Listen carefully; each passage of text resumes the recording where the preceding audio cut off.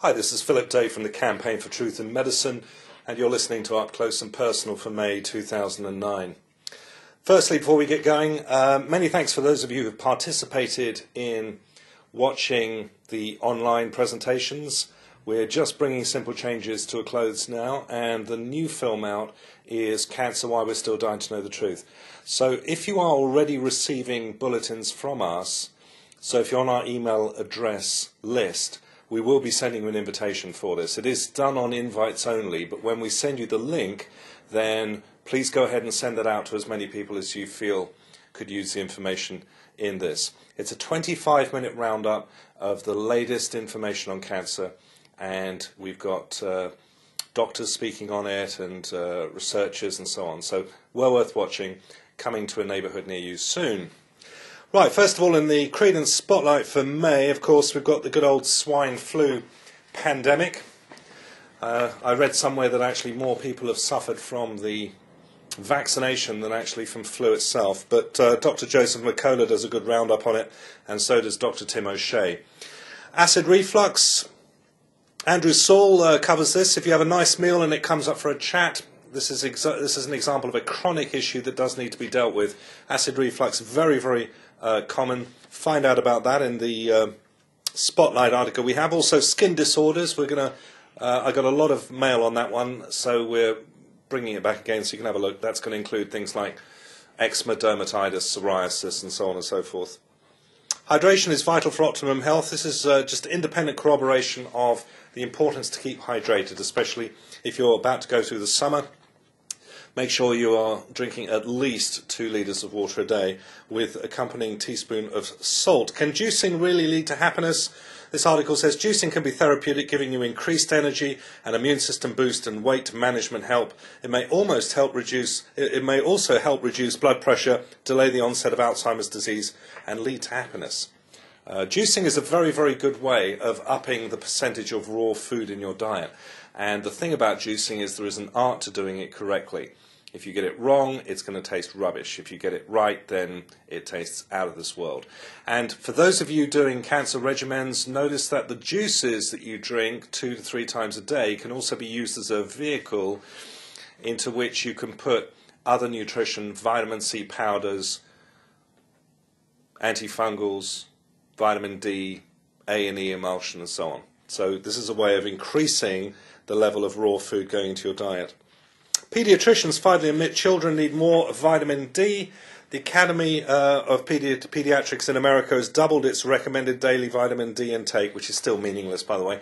Vitamin D levels, we don't even start talking about therapeutic levels of D under 4,000 units a day, which is estimated to be the amount you're going to need just to maintain the vitamin D levels you've already got.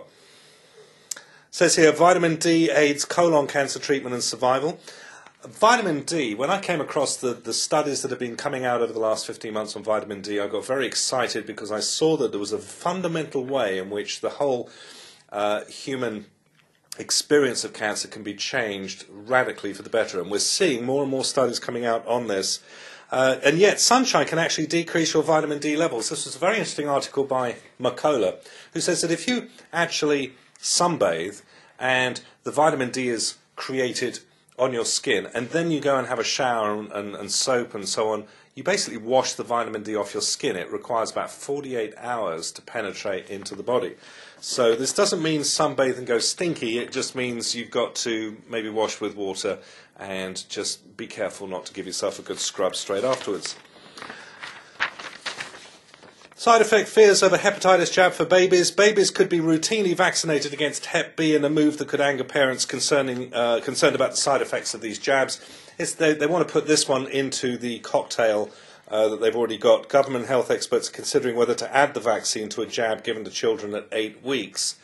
Hep B at 8 weeks is about as stupid as it gets, presumably to protect them from the dangers of dirty tattooing needles and the transfer of body fluids during sex.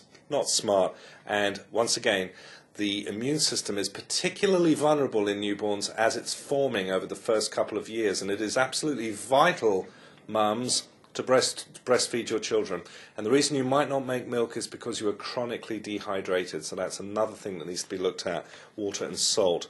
Injuries, deaths caused by medication skyrocket 38%. The number of serious injuries and deaths, it says here, linked to the use of prescription medicines reaches a new US high in the first quarter of 2008, according to a report issued by the Institute for Safe Medication Practices.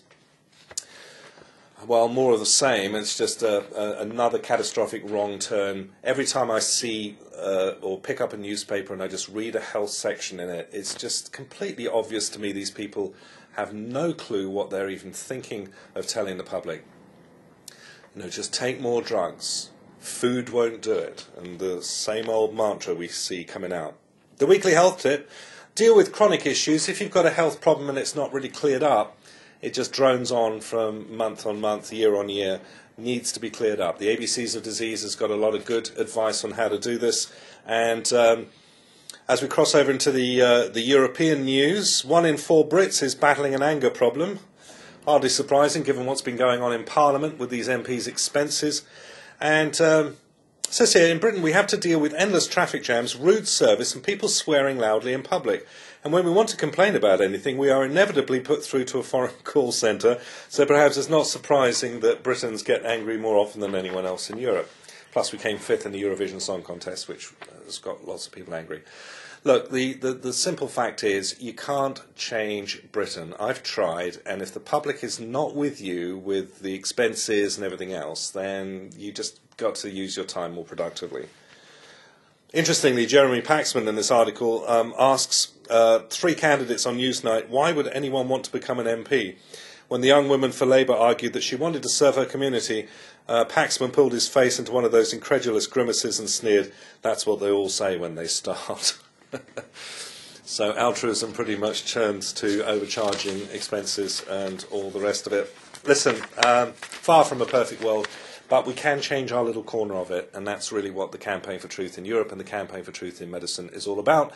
You have the local and European elections coming up on June the 4th, so make your opinions known. Very important. Could be a major swing of power. So we'll just see what happens with that. But if you're fed up to the back teeth with what's been happening with the expenses and the general corruption in government in Britain, then that'll be a time to make your voice heard. That's it.